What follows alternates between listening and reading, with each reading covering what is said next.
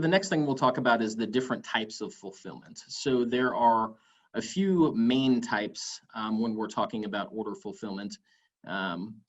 There is the self-fulfillment model, which is you are taking your online orders directly from your consumer.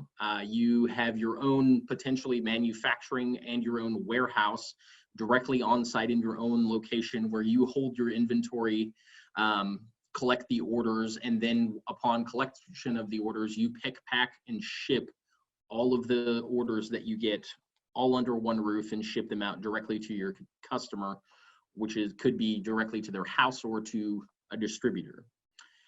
Then there is the third-party fulfillment model, which is 3PL, where you have a consigned warehouse, which stores your goods for you, everything from receiving them, inspection, receiving your orders, processing your orders, taking those orders out on the floor, picking your material, meeting whatever compliances are required, pack, palletize, ship, and getting them out to either the customer or to a distributor.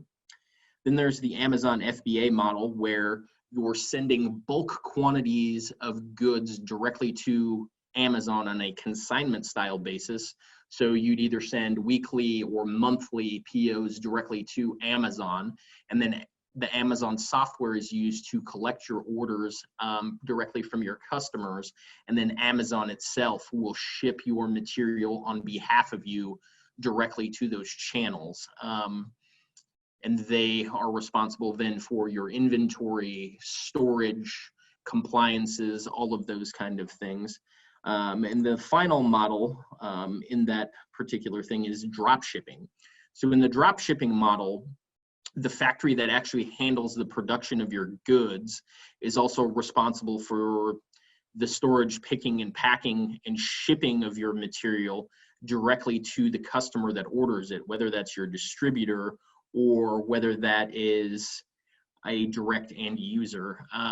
In the dropship model, the factory acts pretty much as the middleman for products which you never directly possess, and you're only pretty much processing the financial transactions from your customer, and then ensuring that your distributor gets their portion of the required profits in order to ship and fulfill the orders. Mark, I have a question that came in. How does the size of your organization impact your fulfillment strategy? For example, is it best for smaller companies to outsource and or should we try to grow the knowledge in-house? What are your thoughts on that?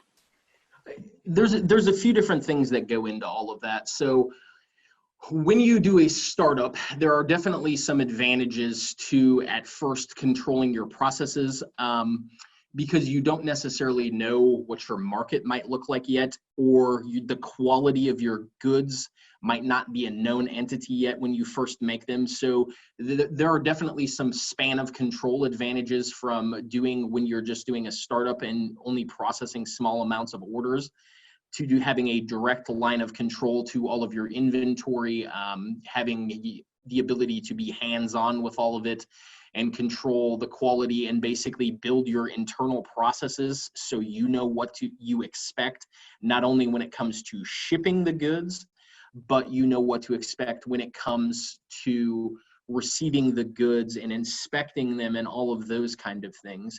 The caveat to that is that a good 3PL that has been in the industry for any length of time can take those things that you are going to be doing, that inspection process, your receive process, your shipping processes, and they bring a ocean's worth of wealth of knowledge in regard to those types of things. So a good 3PL brings all of the historical knowledge that they have in regard to those inspection processes, the receiving processes, storage processes, everything from the labeling of the goods to the creation of barcodes and your part numbering system, and then all the compliances that go right along with it. So when you have small amounts of orders and you're kind of in a specialty industry, at first for your business, it may be advantageous for you to have that direct line of control. But once you get beyond a certain point of orders, and that point probably realistically is right around that 50 order a day mark, a 3PL is only advantageous for you to pursue and to basically get a working relationship with, because they can take all of the things that you're working through and spending all of your time on and not only complete them quickly and efficiently, they can also offer you other alternatives like relationships with different shipping carriers to substantially reduce your shipping costs, and add things to the process from an inspection standpoint, which the average person may not even be aware of initially. That's fantastic, Mark. And I'm also going to throw out there that, and I'm going to offer you up, if you are looking at doing fulfillment with a 3PL, or you're really unsure of what, which way you want to head, this is something that you can contact Scarborough, and we are happy to set up a Zoom meeting and talk you through what is going to be best practice for your current situation. So we are offering free consultations just to find out your background and really help walk you through what will be best for you and where you're at today. So feel free to reach out to us after this. Our email will be at the end of this webinar on this page. So let's move on. Yeah, because at the end of the day, I mean, every solution for every different client, irregardless of the industry that they're in, is customized to that client and to that particular product. There's really no box stock, one size fits all approach for anything, not only that we do, but that anyone should do.